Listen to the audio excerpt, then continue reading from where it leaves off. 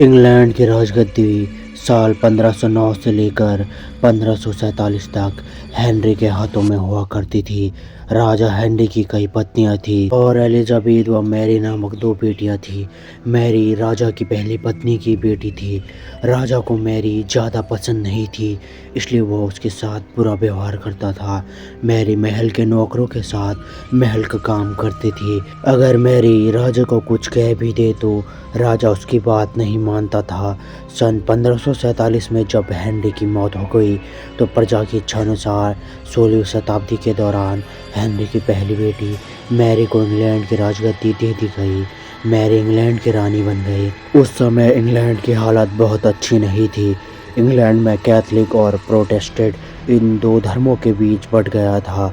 उस समय दोनों धर्मों के लोगों के बीच जंग छिड़ी हुई थी।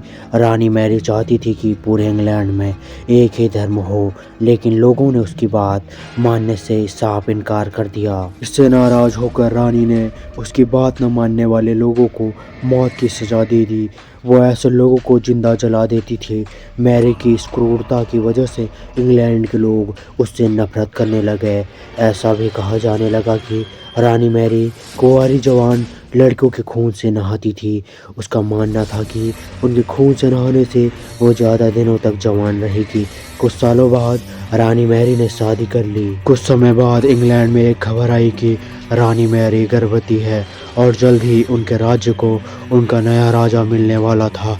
इस बात से सभी लोग खुश थे, लेकिन उस समय रानी मैरी के साथ बहुत ही अजीब घटना हुई। उनके गर्भ से किसी भी बच्चे का जन्म नहीं हुआ, बल्कि कुछ ही महीनों के बाद रानी मैरी का पेट फिर से सामान्य हो गया। वहाँ के तांत्रिक लोगों ने अपनी तंत्र विद्या से बताया कि रानी मैरी के गर्भ में कोई बच्चा नहीं, बल्कि एक भूत आकर निवास करता है।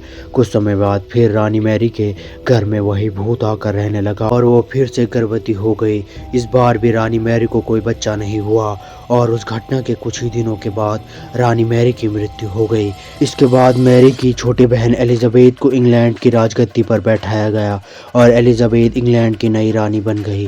रानी मैरी की क्रूरता की वजह से इंग्लैंड के लोग उसे एक निर्दयी औरत मानते थे। वहीं जब उसके घर में बच्चे की जगह एक भूत आकर निवास होने लगा तो लोगों ने उसे शापित भी करार दे दिया और इसी वजह से उसे लोगों ने ब्लड मैरी का नाम दे दिया।